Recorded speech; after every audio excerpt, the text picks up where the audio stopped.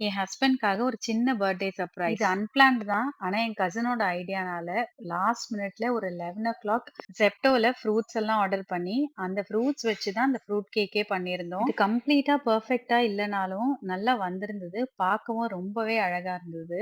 இது பண்றதுக்கு 45 மினிட்ஸ் மேல ஆயிடுச்சு. கட்டிங்க்கு ஒருத்தர், அரேஞ்ச் பண்றதுக்கு ஒருத்தரு, வீடியோ எடுக்க ஒருத்தர்ன்னு 3 பேர் இதுக்காக வேலை பார்த்துட்டு இருந்தோம். எங்களுக்கு கிடைச்ச வாட்டர் மெலன் மட்டும் சைஸ் சின்னதா இருந்தது. மத்த ஃப்ரூட்லாம் வந்து வைக்கும்போது அந்த வாட்டர் மெலனோட சைஸ் சின்னதா போச்சு.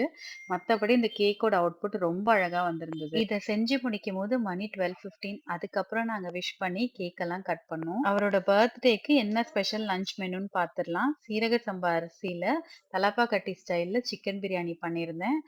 மஷ்ரூம் பட்டர் கிரேவி, சப்பாத்தி, அப்புறம் வந்து சிக்கன் கிரேவி இதெல்லாம் தான் லஞ்சுக்கு பண்ணியிருந்தோம்.